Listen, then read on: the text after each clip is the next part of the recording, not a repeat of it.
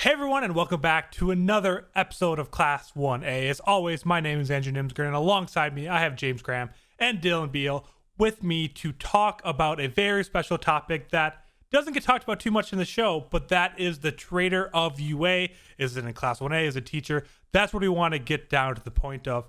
And actually, where this topic came from was actually one of the listeners. So Jordan, he sent us a DM on Twitter. He said, hey, I know there's not much out there right now on this in the anime, but I still think it'd be really fun to talk through. So we reworked our entire schedule. We made it our very next special episode, and now here we are to talk about it. So again, whenever James has said the last 2 years, like, hey, if you have a suggestion for an episode, we really do mean that. Like, we went out of the way to work it in there. We're really excited to talk about this, and I think it's going to be a really good topic. But for those of you that are listening for the very first time, this is the Class 1A podcast, a My Hero Academia podcast presented by Popped Off, which each and every week we dive into either the My Heroes Academia Vigilantes manga, we dive into special topics, or when season 5 starts back up, we will be going episode by episode, giving our thoughts, breaking down each and every episode, and it comes out each week, so do make sure to check out our previous episodes or follow along as we go. But before we get into the actual episode, guys, how are you guys feeling about this topic? Are you excited about it? Do you think the traitor exists? I mean, there's a lot of things to get into around this. I'm excited about it. I like these kind of speculation topics because I think that's it's like the peak of being in a fandom. I think is Yes. whenever you're able to sit around and just talk about oh, I think this thing is going to come up, and I remember from this and this, this is going to this reveal. And so I love topics like this. I think it's really awesome, and it's always fun to speculate, especially since even though we'll go into it, it was only dropped a couple times, there's actually a lot of meat to this discussion. So I'm excited. Yeah, surprising amount of substance, and I think that's what is so enjoyable about the topic is that once you actually start digging, it's just oh, there's this, there's this, there's this. There's a lot more to draw from than expected, and like Dylan said, yeah, it's like peak fandom, right? And peak fandom is a good time outside of shipping. I guess shipping is probably peak fandom. That is too. peak fandom. That's why Yeah. Dylan's literal hero name is called fanfic. Well, no, here's the rankings. It goes number 1 is shipping, number 2 is watching something week to week, and number 3 is speculation. That's Okay, the there we rankings. go. We do all three of them, so it's perfect. But if any of that sounds interesting to you, we have done shipping episodes, we've done all kind of stuff like that. We are now publishing our special episodes, so that every other week where it's not Vigilantes onto YouTube. So if you prefer to watch on YouTube, you can go over there. Or if you're watching on YouTube right now, make sure to subscribe down below so that you can watch these videos every other week when they do come out. Otherwise, whatever podcasting platform you listen to, make sure to tell your friends, make sure to share so that we continue to grow. And if you're on Apple Podcasts, make sure to leave that 5-star review because it helps us a ton. And then lastly, before we jump in, if you follow us on twitter.com/popped_off, you can keep up to news with all the things we do, plus the other anime and nerd-related content that we do. But let's give a little bit of background on the UA Traitor and where this topic kind of comes from before we start throwing out our wild accusations. So, right before the USJ attack, villains broke in, and we figure out that it is Shigaraki. We believe that he was a part of that he got some files from there, which then helped lead to the USJ attack. But there were some information there that wasn't quite very obvious, that All Might was going to be there, that where exactly the training was, and Nezu pretty much said after the whole USJ situation is that I think there's a traitor among us at UA. Didn't specify if it was a student, didn't specify as a teacher, but he was worried. And then going on to the following season 2, the summer training arc, when villains attacked there all of a sudden when no one knew except for Class 1A and B didn't even know where they were, just that they were going somewhere. So really only the Pussycat Dolls, Aizawa, Nezu, and Vlad were the only ones that knew exactly where they were, but the villains still had a plan to attack the camp specifically. And then thirdly, when all of Class 1A goes to the mall randomly at the end of that season, Shigaraki's just randomly there shopping, buying some new clothes. There's some reasons that just don't make sense, which all leads to Nezu's accusation, which he's talked about twice during the show, that there is a traitor among us. So we want to talk through of who we think it is, if it really exists, if it's something Horikoshi threw out there and just didn't follow up on. There's a lot of different ways we can go with this. But Dylan, I kind of want to hear your thoughts on this first. Yeah. So I ran the numbers. All right. I ran the numbers. I did some calculations. I had my whole room before this was just pins and it was the Always Sunny Charlie thing, pulling over all the information. My conclusions are that 30% chance it's someone in Class A, a 10% that it's a student that we kind of know. So this is like the big three. This is Shinzo, kind of like those like side characters that we know really well. 5% it's a teacher. 5% it's a student we don't know very well. And then at 50% it's a red herring, or it's like a, kind of like another explanation. And I think this is accurate. I think this is incredibly accurate. I would put money on these numbers. But where did the numbers come from? So where did you get them from? Like, I told you, I did the calculations. Put it, what's write it out. Like, okay, listen. It's right on the board. Let's see what the numbers are. No, there's a lot of numbers, of variables. You probably wouldn't understand the math. It's really high level. Don't worry about it. Anyways, what percent specifically is it that it's Mineta? Specifically, you had to have run that number. Okay, so within the 100%, the 30% is Class 1A. Yes. And within that, the percentage that's Mineta, it's like 2%. I'll take that. All right. James, what are you thinking? Do you have the numbers? Like, where's your percentages? I also need to dispute Dylan's numbers, because I need you to just remove the chance that it might be Shinzo just entirely. I agree. I'm not very happy with that. I was going to make a comment about Shinzo that. being even allowed. in the... No, he was an example. But still, don't put his name. Don't slander his name on this podcast. Yeah, don't you dare, dude. He looks like a villain. I'm going to say he looks like a villain. Wow. He knows he looks like a villain. We're His judging looks now like on this podcast? We've been judging since day one. That's but not fucked up. Shinzo. That's fucked up, Dylan. You make me sick. I don't like where we're taking this episode. I think we just might end it here. I'm getting up. Like I'm just gonna get up and walk away. First of all, sir, how dare you? Second of all, how dare you? But I'm more in the camp that there's another explanation. I'm very much on the side of the red herring, that it's, there's not a true traitor, that it's a leak, it's a classmate being an idiot, it's a teacher not being, super good with keeping track of things, you know what I mean? I'm very much in that camp. I think so many characters have had individual screen time that you would maybe start to see hints of this at this point, just playing the meta game, but I mean, I'm kind of down for whatever at this point. If it's, as long as it's not damning Shinzo. Yeah. Which you can't do. Or Shoji. Those two are totally off limits, and there's nothing you can do about it. I'm kind of in the same boat where I don't think there's just all of a sudden going to be a big moment in the anime where someone comes out in darker clothing and says, surprise, I was a villain all along working. Like, I don't think that's ever going to happen. I'm much more on the red herring, or it being a hostage situation, or something kind of more like that, or even someone just not communicating with someone from the League of Villains and not knowing they're actually part of the League of Villains, or one of the communications there. I think it's much more likely to be a red herring-like situation than that actual big dark secret reveal, but who knows? And that's kind of the fun part about this topic, is that there's a 50-50 chance it's one or the other, or it doesn't exist. So it's really cool that this is really far out there. I know those numbers don't add up, Dylan. I saw you doing them in your head, but it works out according to your numbers, because I didn't even count your percentages. You could add it up to 120%, so I could do what I want with my own numbers. But wow. I actually think I'm in the camp of where I do think it's going to be someone with ill intent. I don't know. I got a feeling in my bones. Okay, I got a feeling in my bones about it. It's real like My Hero Academia to have somebody with like villainous intent. You know what I mean? Like it would. I think it would track as equally as a miscommunication or a screw up, right? I think either are very believable, just with how the show is kind of constructed itself. Yeah, and that again, that kind of goes back to what I was just saying, that's the best part about this, is it can go any direction and it all fits the vibes of the show, and that's something super important with these kind of theories. But so Dylan, I know you've done the most research on all this. I've done some big picture research, some examples here and there. But what are your kind of leading suspects, or when you're looking around, what are some of the most common people that are being accused right now of being the traitor? Yeah, so I'll do with the two prime suspects. This is the ones that are like been out there basically since the day that they said that there was a traitor. These are the same two.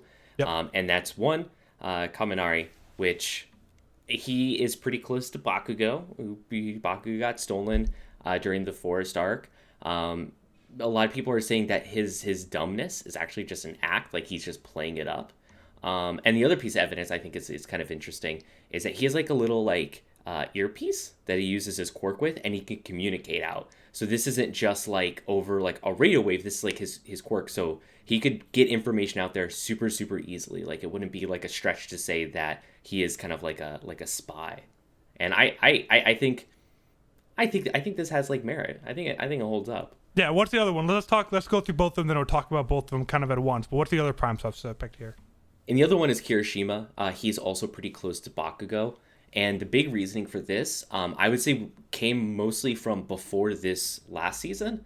And that was he had a lot of like empathy towards villains. And he was never like super hard on that, like we're the good guys, you're the bad guys. He was more empathetic towards villains. And I think that kind of sentiment, when people heard it, they were like, oh, that's a little sus. Like, and so it wouldn't be more of like I hate you all, I'm doing this like very villainously, but more of like a stain of like heroes aren't really what they say they are, and maybe villains aren't as villainous as we think, and that kind of like maybe gray zone. I think that's what people are mostly thinking with Kirishima. Yeah, and I've heard both those, and I think they both make sense. And you did a really good example of kind of breaking down what was in show. And for me, thinking about it from a meta aspect, because that's super important when doing these like hypotheticals, because we don't know what's actually going to happen. There's not much information there. But for me personally, I think Kaminari, who was the number one suspect, makes so much more sense than Kirishima, especially like you said after this last season.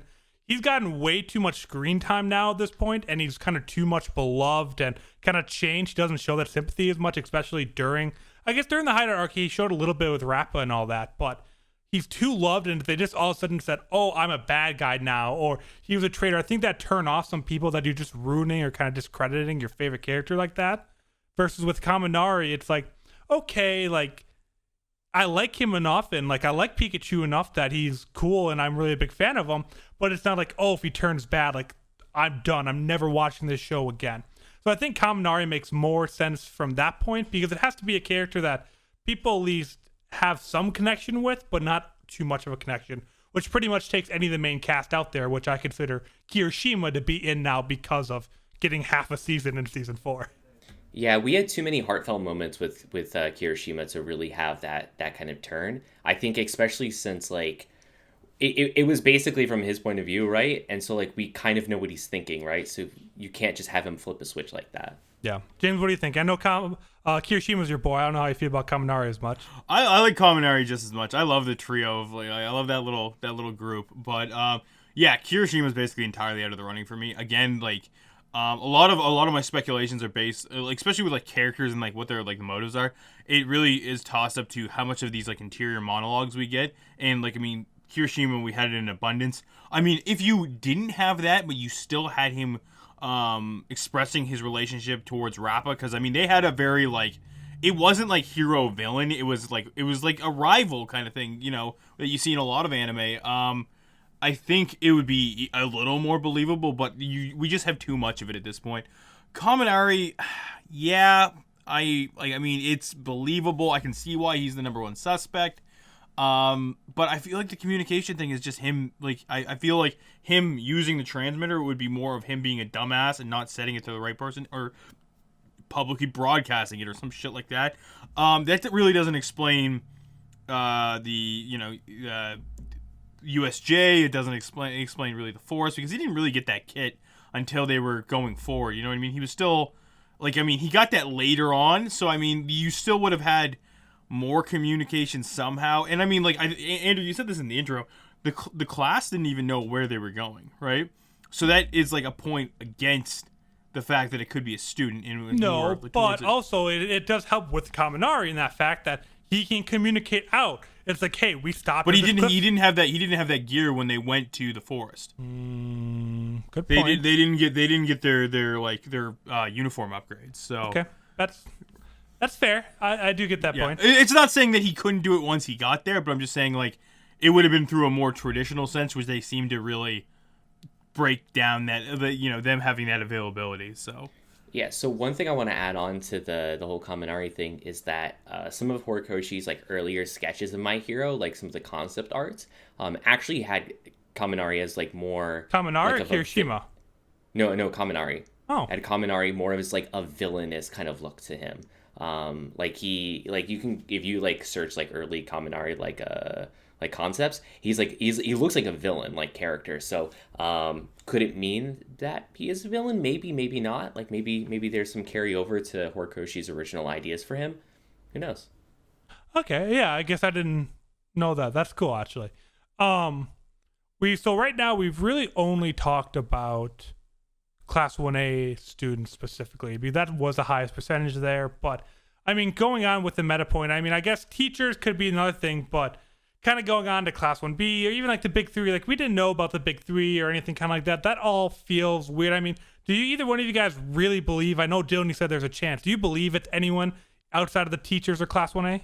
Yeah, so I think for teachers, it's really difficult because all the teachers there are former pro heroes, right? And so, like, the storyline for it would have to be, like, there's a famous pro hero that was a pro hero for a really long time, had a super clean record, and then all of a sudden now is switching over to being a villain. Like, it's a bigger stretch, you know? As opposed to, like, someone who's, like, a student who's younger who could very easily have that kind of, like, that swap.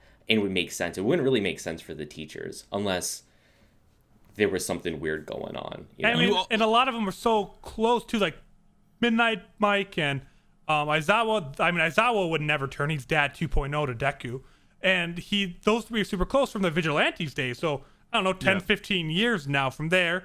It's not All Might. It's not Principal Nezu. Like, the thing is, like, there's just not many teachers that we'd care if they turn bad, which also kind of takes away with it, which is a big part of this is we have to care if the big reveal comes. Otherwise, it's just a 4-year waste. You don't even have to, like, essentially care. It just has to make sense, right? That's true. And I mean, and like guys like Ectoplasm, Cementos, Six, Vlad King, they haven't been on screen long enough for you to be like, this makes sense. You know what I mean? Like, I mean, Ectoplasm looks pretty scary, but like, I mean, he's been like an incredible mentor. Six, like, I mean, he's like, you know, I mean, maybe like the outlaw kind of stick, but I mean, like, it's just not. There's not even enough screen time. Even Vlad King, who might have done it maybe out of jealousy because he's helping Class 1B, not Class 1A. Class 1A, as of right now, is getting more experience. Like, I mean, it's still a massive stretch, right? Like, I mean, there's not enough basis to be like, oh, this, like, you know, it's reasonable, right? Kaminari, I hate to say it, is like the top contender, but I still even feel like that's loose because a lot of these concepts are built up on the fact that he was originally drafted as a villain, you know what I mean? Like, which is kind of, I don't know, it's kind of dumb. Like, you know what I mean? Like, I think you need to have more to really start building a foundation. So, all right then. If you're not happy with that suggestion, let me give you the real Traitor of UA. Hit me, dude. Hagakure.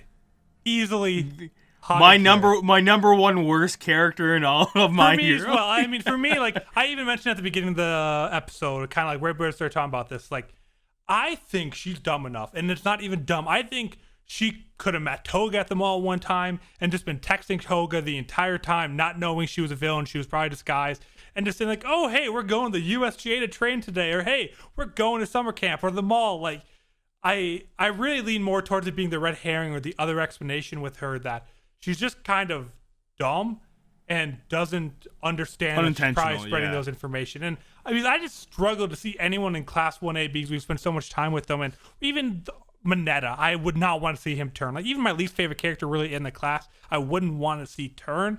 So I would much rather it be like that big moment of where Toga walks out in like the middle of a fight, dressed up as the girl that Hagakure's been talking to, and drops it and said, like, and she kind of realizes she'd have no facial emotion, so you wouldn't be able to realize that she realized it. But like, kind of that emotional moment versus a big betrayal.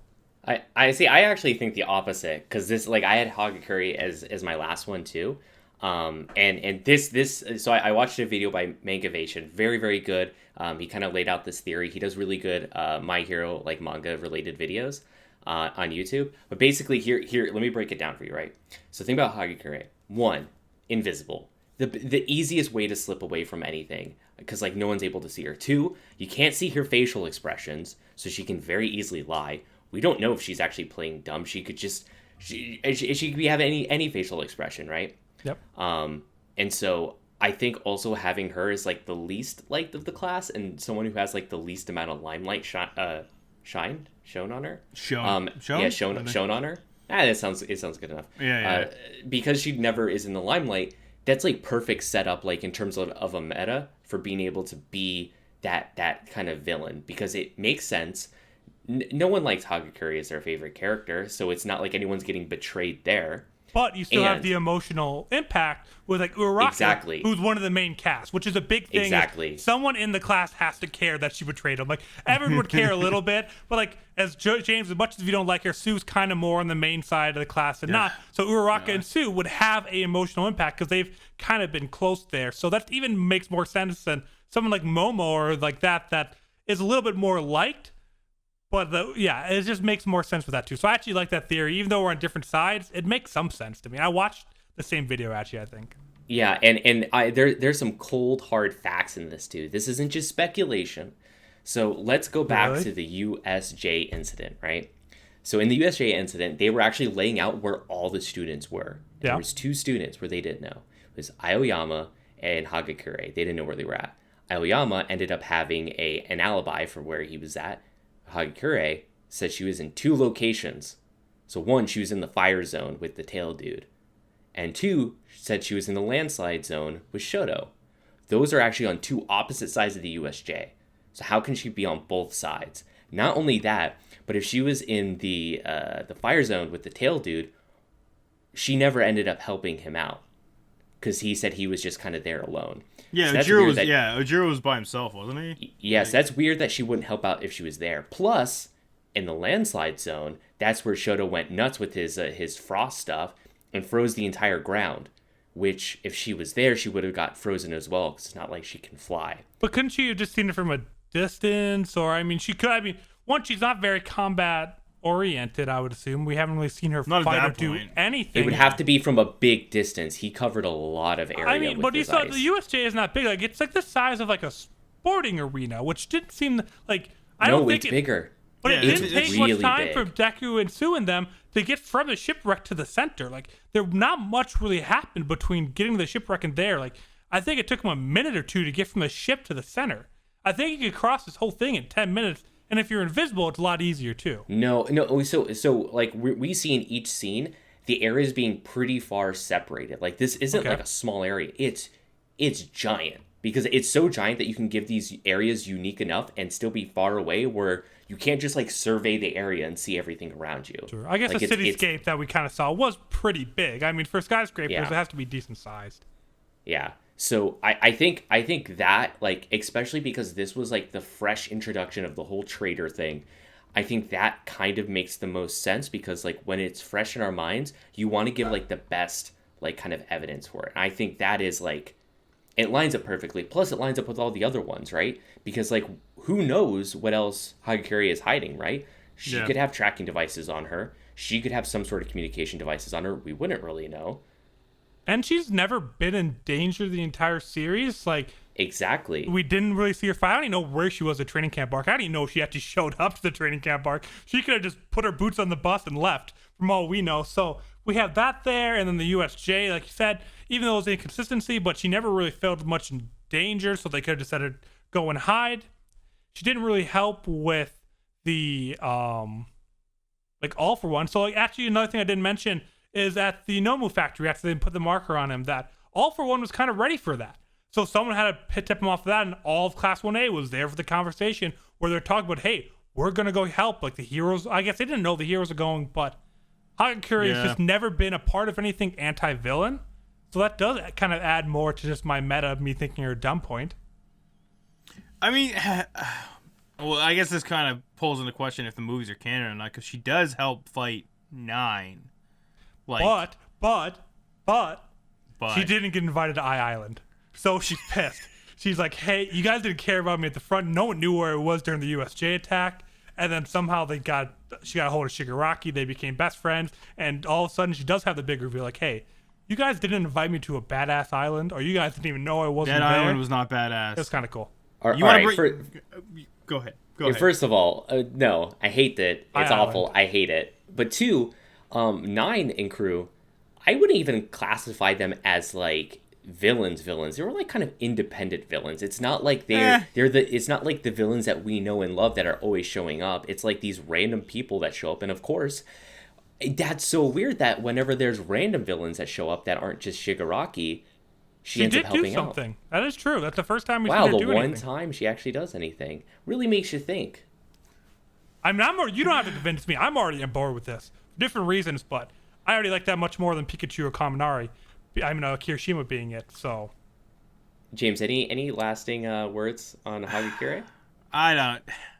You know, I think Hagakure is so unimportant that she's not even the traitor. I think she's that far down the list, dude. We were just being mean to Dylan for hating on Shinzo, and now we're going to continue the hate and just insult Hagakure. Yeah, but Shinzo can do no wrong. Shinzo needs to be cherished, and he needs to be, just allowed to be him, allowed to be his like. Can he do no wrong?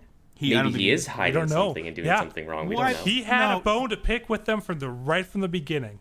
Yeah, and now he's all nice and good, and he's on the promo art, seen him in which 3 is seasons. sick. No, he's on the promo art now, dude. He's on the new. What if he's in the promo art because it's revealed that he's the traitor? I agree. Why would he be with everybody if he was the traitor? That doesn't make sense. Because they need to give him more screen time so they can reveal he's the traitor. These claims are unfounded. They have no All foundation. of these claims are unfounded. Half the things we say on this show is unfounded and bullshit. Okay, hold up. The only thing, one of the most things that we say that isn't unfounded is that Melissa Shields sucks and she's probably the traitor. That's true. I don't. Okay, no. But I think we need to move on. I think we need to move on to the last category. All right, move on. Yeah, let's do that. What's the last category? So this is like the catch, like the other. This is like the no one. This is the red herring one. So like for you all, this is like the it's an accident kind of thing of where they're accidentally leaking stuff. For me, and we talked about this before Andrew off the show. But Toga could be it. Oh right, like, yeah. So it totally could be Toga, which. So, like, I just want to paint, like, a scene of, like, the intense version of this. Like, obviously, there's scaled-down versions, but this is the intense one. Think about it. We have Twice, who could turn into, make versions of himself that look and have powers of other people. And we have Toga, who can look like other people as well. Why would you have 2 villains that have these abilities and then not use them to infiltrate anything? We've seen Toga do it once already. Like, is it really so much of a stretch to say that maybe there is a student, probably not Class 1A, but like maybe another student, maybe in Gen Eds, that got into the school that was never really a student from the start. Maybe it was Toga in disguise. Maybe it was Twice. But okay, so something like obviously they had that super high-end like security system, which got broke down. I'm assuming Shigaraki just destroyed it with his quirk. But like, we don't think that would detect them at all, or like during the sports festival. We don't even know what it detects. What is the thing? What does the high-end security thing even detect? How bad your DNA is? You can't tell me there aren't invisible quirks and all kind of stuff like that. Like, there has to be some way to be able to tell through these disguised quirks because this is the biggest hero school in the world and it's the most expensive one. Like, you'd think there'd be some kind of countermeasures of that, because otherwise they'd just be so easy to break through. So no, think about this. You have a school system, right, that's so sophisticated that could pick up on quirks that are pretty unique and can see through disguises, yet can't figure out who's betraying them.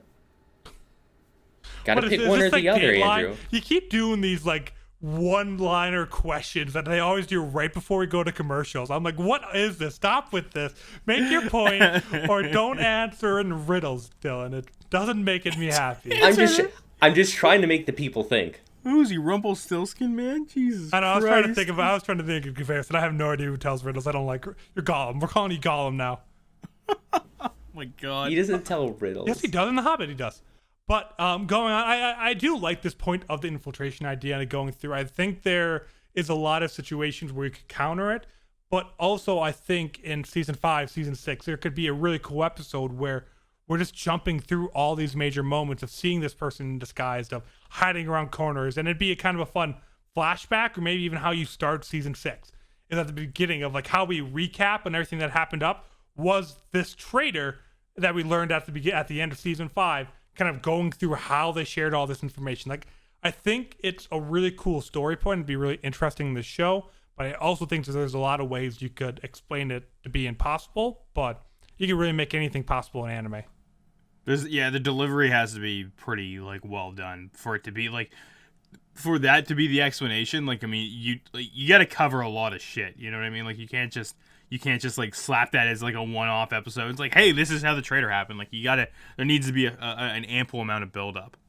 And that's the thing too, why it kind of needs. I mean, Twice for Toga makes sense, but it has to be more than likely someone in Class 1A or one of the few teachers, because whatever, if you get like a half a season arc kind of focusing on, like, great, 13 episodes focusing on the traitor, and if it's someone that we don't really know that much, is that enough time to make us care about the traitor? That's why it almost feels like it has to be someone from the main cast that we've had 4 years with to make that reveal happen. And even though we don't care much about Hagakure, we still have 4 seasons of content with her where it's kind of grown around her, which is why that, or Kaminari, or Kirishima, or even if you want to say President Mike or someone kind of like that, makes more sense to me than Tetsu from Class 1B or Kendo. Like, we kind of know them, but it's not a big enough reveal to care. Like, imagine just like sitting down for an episode and Hagakure was revealed as the traitor. Would you not absolutely lose your shit? I'd be hyped. Yeah. That'd be amazing. You'd be hyped? I'd be, I don't know, man. I mean, it's cool. I mean, that means something big's about to happen, obviously. If she's coming out of the shadows, clearly another battle or something like that's about to begin. She can't come out of the shadows. We don't know what she's like. she's no, she's going to change from her blue boots to her black boots, and that's how we're going to know she's fast. That's going to be her villain outfit. Oh, my God. That's awesome. But any last kind of points? I think we talked through. We crossed out a lot of lines, but anything last? Yeah, I just wanted to add one more thing in here on, like, this... Like the big, like, traitor stuff really happened like in some of the earlier seasons, and we haven't really heard about it too much recently. But in terms of, like, the scale for, like, how long My Heroes, like the actual, like, events take place, it's all less than a year. I don't even think we're at the halfway of the year yet. And so, like, it seems like it's really dragging on, but, like, in reality, we have, like, 4 incidents that happen in, like, once a month. So, like, for them, this is a thing that's constantly happening to them. Yeah, that is actually true, because because they're not even Class 2A yet. So obviously everything's happened within a year or a year and a half or whatever you kind of want it to be. So that actually does make a lot of sense. And that's kind of the thing with these classes. I mean, the season's drawing out over 1 year, 2 years or whatever like that it's harder to keep track of. That's a really good point, actually. But there is one that I want to bring up, and this was brought up as soon as basically this idea was pitched to us, is that Horikoshi just forgot. And it isn't a thing, because we do know that the manga is substantially deeper than the show, and that's it. Like, a lot of these speculations get drawn from that. I'm not gonna go from, like, any spoilers or anything, but that seems to be the front runner these days. Is that Horikoshi just is that's it? Like, it's done.